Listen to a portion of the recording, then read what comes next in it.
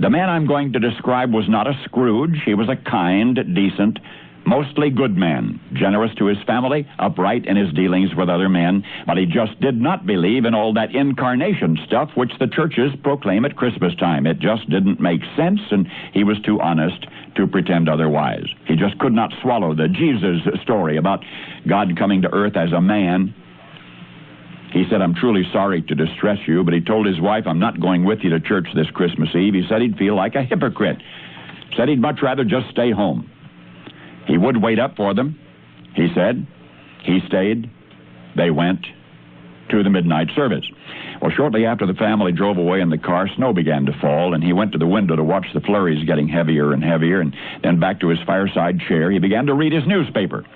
Minutes later, he was startled by a thudding sound, and then another, and then another. At first, he thought somebody must be throwing snowballs against his living room window, but when he went to the front door to investigate, he found a flock of birds huddled miserably in the snow. They'd been caught in the storm, and in a desperate search for shelter, had tried to fly through his large landscape window. Well, he couldn't let the poor creatures lie there and freeze, so he remembered the barn where his children stabled their pony. That would provide a warm shelter if he could direct the birds to it. He quickly put on a coat, galoshes, tramped through the deepening snow to the barn. He opened the doors wide, and he turned on a light. But the birds didn't come in. He figured food would entice them, so he hurried back to the house and fetched breadcrumbs and sprinkled them on the snow, making a trail to the yellow-lighted, wide-open doorway of the stable. But, to his dismay, the birds ignored the breadcrumbs, continued to flop around helplessly in the snow. He tried catching them. He tried shooing them into the barn by walking around them waving his arms. Instead, they scattered in every direction except into the warm-lighted barn. And then he realized, of course, they were afraid of him.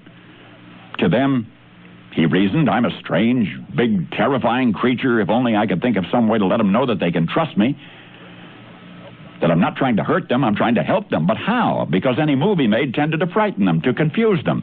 They just would not follow. They would not be led. They would not be shooed because they feared him. If only I could be a bird, he thought. If I could only be a bird and mingle with them and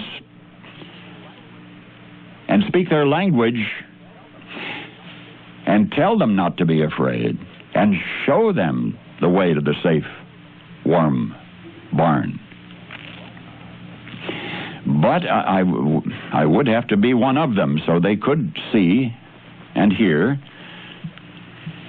and understand. I would have to be one of them. At that moment, the church bells began to ring. Sound reached his ears above the sounds of the wind. And he stood there listening to the bells, Adeste Fidelis, listening to the bells pealing the glad tidings of Christmas. And he sank to his knees in the snow.